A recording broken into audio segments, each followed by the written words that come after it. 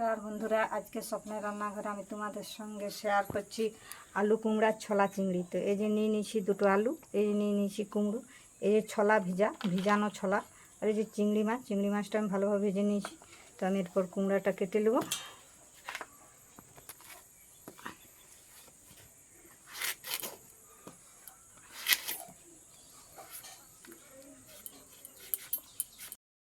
বন্ধুরা, কুমড়াটা আমি যেভাবে কেটে নিয়েছি, আলুগুলাও এইভাবে কেটে নিয়েছি।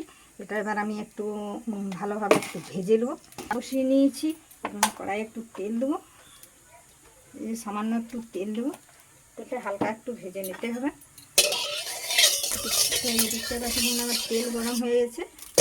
এতে আমি দিয়ে দেবো একটু নুন, আর দিয়ে দিচ্ছি আমি একটু এই যে কাঁচা লঙ্কা বাটা। কাঁচা লঙ্কা বাটাটা দিয়ে এবার আমি এই কুমড়োটার আলুটা একটু ভেজে দেবো। তো এই যে দেখতে পাচ্ছি বন্ধুরা, আমি কুমড়াটা একটু ভেজে নিলাম, কারণ কুমড়ার গায়ে যে জলটা থাকে সেই জলটা আমি ভেজে সেই সঙ্গে এটা না ভাজলে ভালো, কুমড়ার রসটা যদি গায়ে থাকে তাহলে এটা ভালো লাগে। তো ওই জন্য আমি কুমড়ার রসটা মেরে নিলাম, ওই জন্য আমি একটু ভেজে নিলাম। এটা আমি নামিয়ে নিই। দেখতে পাচ্ছি আমি আবার কড়া বসিয়ে নিয়েছি। এখন এতে আমি তেল দিয়ে দেবো, তেল দিয়ে দিয়েছি। তো এই যে দেখতে পাচ্ছি বন্ধুরা, কড়াই তেল গরম হয়ে এসছে। এরপর আমি 1 চামচ নুন দিয়ে দেবো। আমি আগেই কুমড়ো ভাজার সময় একটু নুন দিয়েছি, এরপরে এখন নুন দেবো। আর এই যে ফোড়ন দিচ্ছি, তেজপাতা, শুকনো লঙ্কা, 5 ফোড়ন, আর দিয়ে দেবো আমি এই যে পেঁয়াজ কুচি, যেটা আমি ভালোভাবে ভেজে নেব পেঁয়াজটা। এই যে দেখতে পাচ্ছি আমি পেঁয়াজ ভাজা হয়ে গেছে। এরপর আমি মশলা দিয়ে দেবো। মশলার মধ্যে দিচ্ছি যে রসুন বাটা দিয়ে দিচ্ছি 1 চামচ।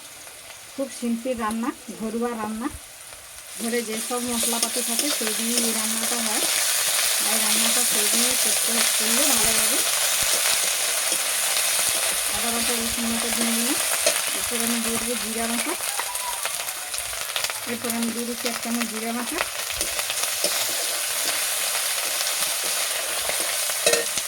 আর আমি দিয়ে দেবো একটু শুকনো লঙ্কা বাটা।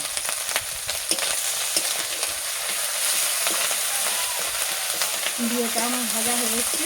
এরপরে যে আমি ভেজে রেখেছিলাম আলু, কুমড়ো, আর এই উপরে দিয়ে দিয়েছি ছোলাগুলো, এগুলো একদম আমি একটু দিয়ে দেবো।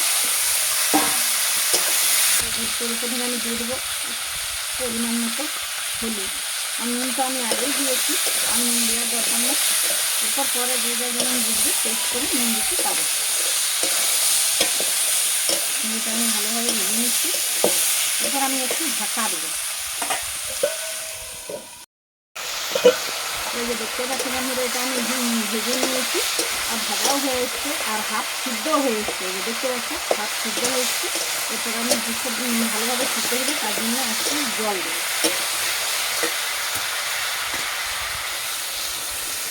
এই জলটা দিলেই সিদ্ধ হয়ে যাবে। এরপর আমি আবার ঢাকা দেবো।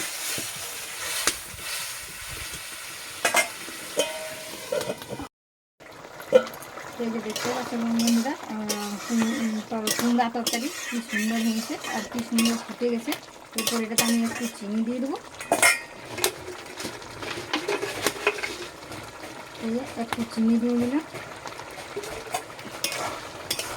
আর দিয়ে দেবো ভেজে রাখা চিংড়ি। এই যে ভেজে রেখেছিলাম চিংড়ি মাছ, ওগুলো দিয়ে দেবো।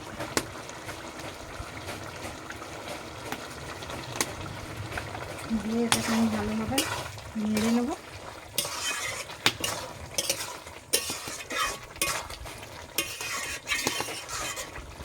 এটাতে দিয়ে দেবো একটু আমি গোলমরিচের গুঁড়ো। এই যে গোলমরিচের গুঁড়ো দিয়ে আর এটা আমি ভালোভাবে নাড়াচাড়া করে আর নামিয়ে নেব।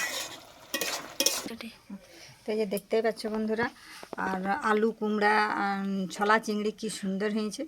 আর তোমরা ওইভাবে বাড়িতে করে খাবে। আর যদি আমার এই রান্নাটা ভালো লেগে থাকে, একটা লাইক, একটা সাবস্ক্রাইব করে দেবে।